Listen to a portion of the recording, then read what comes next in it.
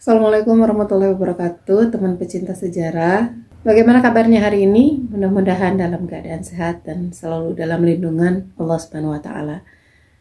Teman pecinta sejarah, bertemu lagi dengan saya Anissa Amisani di program Baca Sejarah dan masih di serial Kronologi Sejarah. Hari ini kita masuk ke tahun yang baru yang akan kita bahas, yaitu tahun 624 Masehi, bertepatan dengan tahun kedua hingga ketiga Hijriah.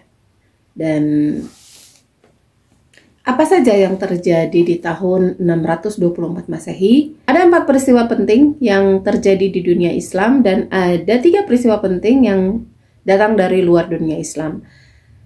Dari dunia Islam, yang pertama adalah pengubahan kiblat dari Baitul Maqdis di Al-Quds ke Ka'bah di Mekah. Kemudian yang kedua adalah peristiwa Ghazwah Badar dipimpin oleh Nabi Muhammad SAW dan kaum muslimin mengalahkan Quraisy. Peristiwa yang ketiga adalah pengusiran Bani Qainuqa, salah satu komunitas Yahudi dari Madinah akibat pengkhianatan mereka. Kemudian yang keempat adalah pernikahan Ali bin Abi Thalib radhiyallahu anhu dengan Fatimah radhiyallahu anha, putri Rasulullah SAW. Kemudian ada 3 peristiwa penting yang terjadi dari luar dunia Islam. Yang pertama adalah penghancuran kota Divin, ibu kota Armenia, dan Nakhchivan, saya tidak tahu bacanya ya, Nakhchivan sepertinya ya, oleh Heraklius. Ia mengalahkan pasukan Persia di Ganzak dan menghancurkan kuil api di Takht-e Sulaiman. Peristiwa yang kedua adalah penarikan mundur sebagian besar pasukan Persia dari Kalsedon, seberang Konstantinopel. Dan peristiwa terakhir yang terjadi pada tahun 624 adalah penguasaan kembali Al-Andalus oleh bangsa Visigoth setelah 70 tahun dikuasai oleh Romawi Bizantium. Wah, ini apa yang terjadi di tahun 624 Masehi ini bertepatan dengan tahun 2-3 Hijriah. Ini peristiwa yang hampir semuanya ini penting, baik dari dalam dunia Islam maupun luar dunia Islam, dan memiliki kisah masing-masing yang cukup panjang, sehingga bersiap saja teman pecinta sejarah, siapkan energinya dan nafasnya untuk bisa bernafas lebih panjang, karena di tahun 624 ini banyak peristiwa yang tercatat cukup detail dalam sejarah. Sebetulnya ada beberapa peristiwa yang tercatat ya, bahkan ada beberapa ekspedisi militer yang terjadi sebelum pemindahan kiblat ini. Saya baca sekilas saja ya, karena ini tidak dicatatkan dalam kronologi sejarah, tapi ini saya bacakan karena supaya diketahui saja oleh kita bersama bahwa Perang Badar itu bukan perang yang pertama sebetulnya dalam sejarah Islam. Semua peristiwa ini ada dalam bab ke-23, halaman 562, dengan judul Berbagai Kejadian yang Hebat dan Penting. Yang pertama adalah pasukan tentara Islam yang dikepalai oleh Hamzah bin Abdul Muthalib. Ekspedisi militer pertama sebetulnya dipimpin oleh Hamzah bin Abdul Muthalib. Ini diangkat langsung oleh Rasulullah SAW, membawa bendera putih dan membawa pasukan berjumlah 30 orang dari muhajirin saja. Benderanya dibawa oleh sahabat Abu Marsad radhiyallahu anhu. Di tepi lautan dan lembah Is ini biasanya menjadi jalur perdagangan orang-orang Quraisy, dan memang itulah tujuannya. Mereka mau menghadang perdagangan orang-orang Quraisy yang pada saat itu membawa 300 orang yang ikut bersama kafilah Abu Jahal.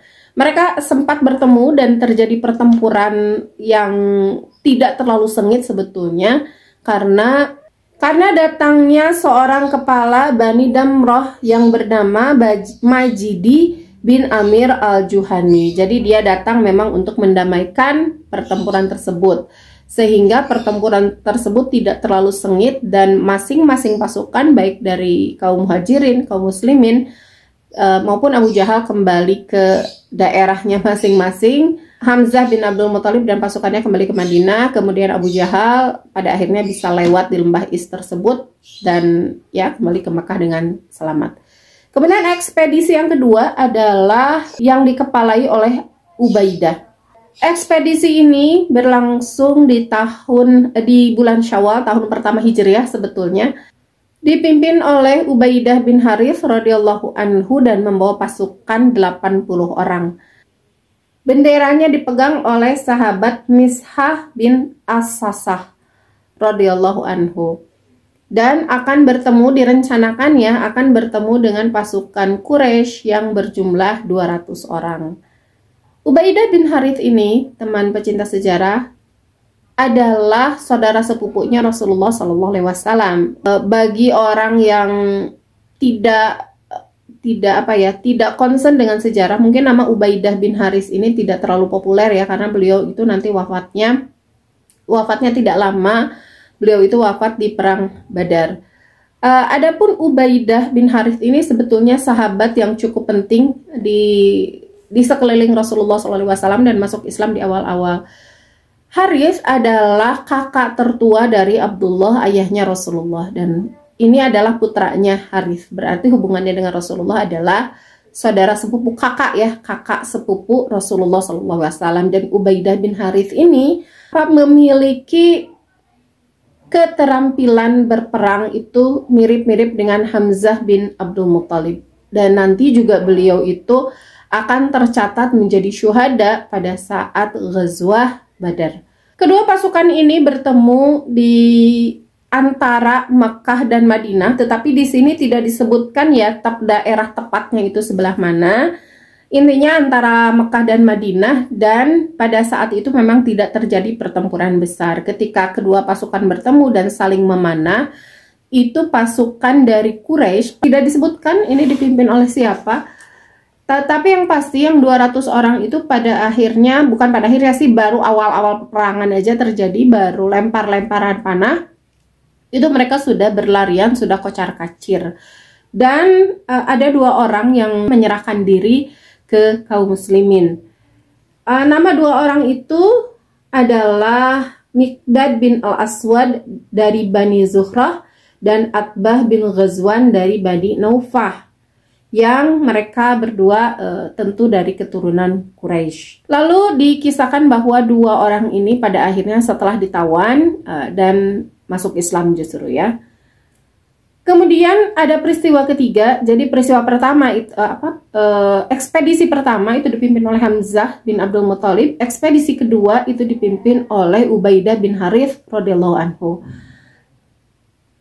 Berarti yang pertama oleh paman beliau, yang kedua oleh saudara sepupu beliau. Sementara ekspedisi militer yang ketiga adalah Ghazwah Wadan. Wadan adalah sebuah nama gunung ya, yang terletak ya di antara Mekah dan Madinah. Perang Wadan ini disebut juga dengan Perang Abwa. Abwa mungkin ini nama yang tidak asing bagi kaum muslimin ya, karena Abwa ini adalah tempat di mana Aminah ibunda Rasulullah SAW mengalami sakit dan wafat. Dan perang ini disebut Perang Abwa karena memang lokasi Wadan ini dekat dengan Abwa gitu. Jadi ada yang juga menyebut sebagai Perang Abwa. Jika ada yang menulis atau menyebut Perang Wadan, Ghazwah Wadan, kemudian ada yang menyebut Ghazwah Abwa, ini berarti satu perang yang sama. Rasulullah SAW berangkat dari Madinah dengan 70 pasukan dan seperti biasa membawa bendera putih, dan kali ini benderanya dibawa oleh paman beliau yaitu Hamzah bin Abdul Muttalib. Jadi berangkat 70 orang dari Madinah menuju ke Wadan untuk menghadang kafilah dagang juga, berjumlah 70 orang dan yang ikut adalah muhajirin saja. Sementara yang Ansor itu tidak diperkenankan untuk ikut. Alasannya apa nanti ya akan dibahas. Tapi pada saat itu kepemimpinan di Madinah otomatis ditinggalkan dulu kan oleh Rasulullah, karena Rasulullah melakukan ekspedisi militer. Pada saat itu tentu saja kepemimpinan tidak boleh kosong, sehingga diwakilkanlah kepemimpinannya diberikan kepada Sa'ad bin Ubadah radhiyallahu anhu. Dari mana? Masih ingat ya? Sa'ad bin Ubadah dari Ansor. Dan teman pecinta sejarah, sebetulnya ekspedisi ini tidak terjadi, ya maksudnya ekspedisi berangkatnya sudah gitu, ekspedisinya sudah, tetapi tidak terjadi pertempuran karena sasarannya itu ternyata sudah lewat, itu sudah keburu lewat, sehingga ya tidak ada lagi yang perlu diserang gitu ya, sehingga Rasulullah SAW dan para sahabat seluruh ekspedisinya itu kembali gitu, tidak terjadi pertempuran sama sekali. Tetapi di tempat tersebut Nabi Shallallahu Alaihi Wasallam itu mengadakan perjanjian dengan kaum Arab yang ada di situ, yaitu Bani Domrah. Perjanjian tersebut oleh pembesar kaum ini, yakni Majdi bin Amr al-Damri. Ini namanya mirip dengan yang tadi ya. Kalau tadi Majdi bin Amr al-Juhani, kalau yang pimpinan Bani Damrah ini adalah Majid bin Amr ad-Damri, sesuai dengan nama kabilahnya ya. Dan perjanjian ini berisi 4 poin. Yang pertama, Bani Damrah tidak diperkenankan menyerang atau memerangi lebih dahulu kepada kaum muslimin. Yang kedua, kaum muslimin tidak diperkenankan menyerang atau memerangi lebih dahulu kepada mereka. Kemudian yang ketiga, jika masing-masing dari kedua golongan mendapat serangan dari luar, wajib membela dan menolong dengan sekuat-kuatnya. Dan yang keempat, Bani Damrah tidak diperkenankan membantu apa saja kepada orang-orang yang hendak memusuhi kaum muslimin. Jadi terlibat perjanjian bilateral antara Bani Damrah dengan kaum muslimin. Tidak akan saling menyerang lebih dulu, dan akan saling melindungi, dan tidak akan melakukan kerjasama dengan musuh kaum muslimin maupun musuh Bani Damrah. Jadi ekspedisi militer untuk mengejar Quraisynya itu tidak terjadi ya, karena sudah lewat, tetapi menghasilkan perjanjian yang cukup penting antara kaum muslimin dengan Bani Damrah. Dan setelah perjanjian ini tercapai dengan baik, Rasulullah SAW dengan pasukan itu kembali bertolak ke Madinah. Menurut riwayat ada yang mengatakan bahwa kepergian Rasulullah SAW ini dari luar Madinah hingga sampai lagi ke Madinah itu menghabiskan waktu 15 hari 15 malam. Kemudian ada ekspedisi militer yang keempat yang dinamakan Perang Buat. Ada juga Perang Bu'ats. Kalau Perang Bu'ats itu perang terakhir antara Aus dan Khazraj. Itu terjadinya tahun 619 Masehi, itu sebelum hijrah. Nah, kalau ini Perang Buat. Ini kejadiannya tidak lama setelah kepulangan Rasulullah SAW dari Wadan. Rasulullah mendengar kabar bahwa akan ada kafilah dagang itu yang kembali dari Syam membawa barang dagangan sebanyak 1.500 onta, tetapi dijaga hanya oleh 100 orang saja, 100 orang pasukan. Kabar ini tentu saja membuat Rasulullah SAW bergegas dengan 200 pasukan menuju daerah Buat. 200 pasukan seperti biasa membawa bendera putih dibawa oleh Sa'ad bin Abi Waqqas radhiyallahu anhu, dan lagi-lagi ini hanya diperuntukkan untuk kaum muhajirin. Dan Rasulullah SAW langsung memimpin ekspedisi ini. Kepemimpinan di Madinah ini diserahkan kepada Sa'ad bin Utsman bin Mad'un, dan keberangkatannya terjadi pada bulan Rabiul Awal tahun kedua Hijriah. Namun kasusnya ini sama dengan di Wadan, jadi pasukan Abu Sufyannya itu sudah lewat. Jadi ketika sampai di Buat itu sudah tidak ada pasukan Quraisy lagi, sudah berangkat gitu, sudah berangkat ke Makkah. Sehingga ekspedisi militer ini tidak adanya kontak senjata pada ekspedisi Buat kali ini. Kemudian ada yang kelima adalah Perang Usyairah. Ini juga sama. Rasulullah SAW mendengar tentang kafilah dagang pulang dari Syam dengan membawa sama juga 1.000 ekor unta yang membawa perdagangan itu diperkirakan sampai 50.000 dinar. Wow, 1.000 unta itu berarti 1.000 mobil ya, 1.000 angkutan gitu yang membawa barang dagangan dari Syam. Dengan orang-orang yang mengiringinya itu hanya sekitar lebih dari 30 orang. Dikepalai oleh ketua Quraisy yang sama dengan yang tadi, yaitu Abu Sufyan bin Harb. Ini sering sekali ya Abu Sufyan bin Harb ini memimpin kafilah dagang. Lalu seperti biasa Rasulullah SAW bersiap melakukan ekspedisi. Kali ini yang dibawa oleh Rasulullah SAW yaitu 150 pasukan. Ini terjadi pada bulan Jumadil Ula tahun kedua Hijriah.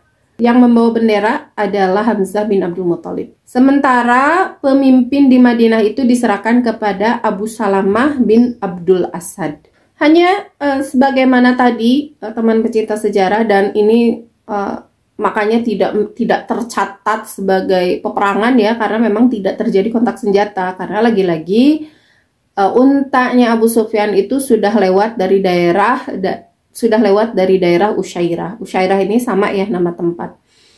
Tetapi kali ini Rasulullah sebelum pulang itu melakukan perjanjian damai dulu dengan Bani Mudij. Sama peristiwanya dengan ketika terjadi Ghazwah Waddan ya, tidak terjadi peperangan tetapi melakukan perjanjian dengan Bani Damrah atau Domrah. Kali ini dengan Bani Mudij juga sama, Rasulullah melakukan perjanjian damai, melakukan perjanjian bilateral bahwa tidak akan terjadi peperangan di antara mereka, dan mereka tidak akan juga membela orang-orang Quraisy jika terjadi peperangan, dan akan saling membela lah kalau misalnya ada suku lain yang menyerang masing-masing.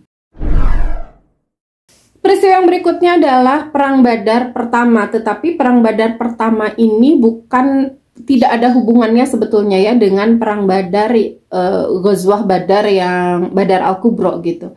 Perang Badar pertama ini dipicu oleh beberapa orang perampok yang merampok dan merusak tanaman milik orang Madinah.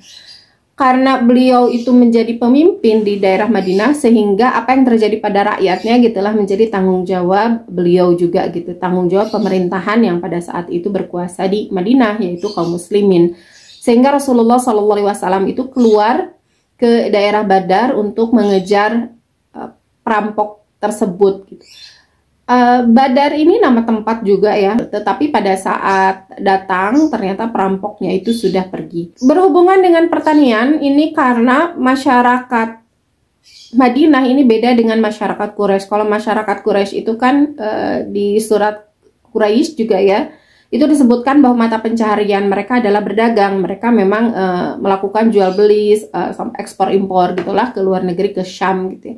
Kalau misalnya warga Madinah, masyarakat Madinah itu mata pencaharian mereka adalah bertani, sehingga ketika pertaniannya dirusak, pohon-pohonnya dirusak, ini menjadi masalah yang harus dipandang serius ketika sesuatu terjadi dengan pertanian, karena memang mata pencaharian mereka di pertanian. Pada saat itu Perang Badar yang pertama kali ini dipimpin juga langsung oleh Rasulullah SAW. Kemudian kepemimpinan di Madinah itu diserahkan kepada Zaid bin Harithah. Ini anak angkat Rasulullah SAW. Sementara benderanya itu dibawa oleh saudara sepupu beliau, yaitu Ali bin Abi Thalib. Pada waktu itu belum menjadi menantu ya, karena pernikahan dengan Ali itu baru terjadi di 624 Masehi, di akhir berarti tahun ketiga Hijriah. Kemudian ekspedisi yang berikutnya ini agak unik ya. Apa yang ekspedisi kali ini berbeda dengan ekspedisi sebelumnya. Jadi Rasulullah SAW itu di ekspedisi ini, bahkan ini juga tidak disebutkan namanya di buku tarikh ini, tidak disebutkan judul ekspedisinya apa gitu, nama pasukannya apa. Tetapi pada saat itu Rasulullah SAW mengutus hanya 8 orang muslimin, 8 orang pemudanya saja, yang dipimpin oleh Abdullah bin Jahsh. Dan pemuda-pemuda ini terkenal sebagai pemuda-pemuda hebat ya pada masa itu.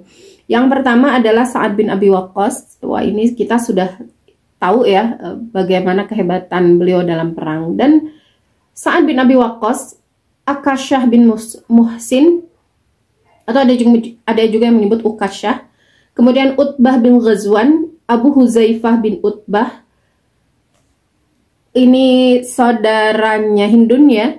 kemudian Suhail bin Baidah, Amir bin Rabi'ah, Waqid bin Abdillah, Khalid bin Bukhair, dan Abdullah bin Jahash yang memimpinnya. Berarti dengan Abdullah bin Jahash itu total 8 orang, dan mereka pergi masing-masing mengendarai, bukan masing-masing, membawa 4 unta yang masing-masing untanya ditunggangi oleh 2 orang.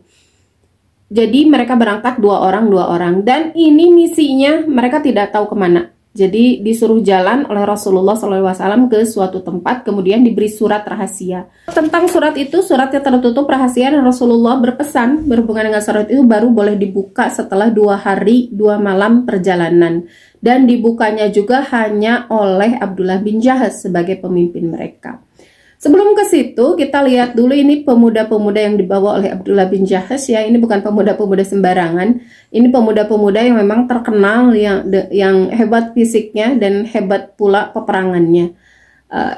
Yang paling terkenal dan selalu diungkit-ungkit, ditulis-tulis dalam sejarah adalah 4 nama yang pertama, yaitu Sa'ad bin Abi Waqqas, Ukasyah bin Muhsin, Utbah bin Ghazwan, dan Abu Huzaifah bin Utbah. Ini orang-orang yang, ya tentu dengan Abdullah bin Jahash sendiri, ini adalah orang-orang yang di masa depan-depannya gitu, di masa setelah ini mempunyai kiprahnya masing-masing, memiliki kisahnya sendiri-sendiri, dan masing-masing kisahnya itu kisah yang berhubungan dengan peperangan. Ini membuktikan bahwa orang-orang yang dipilih Rasulullah ini orang-orang yang bukan sembarangan, pemuda-pemuda hebat. Nah, yang jadi pertanyaan, apa sih misi Rasulullah SAW? Apakah untuk berperang? Kenapa hanya membawa 8 orang?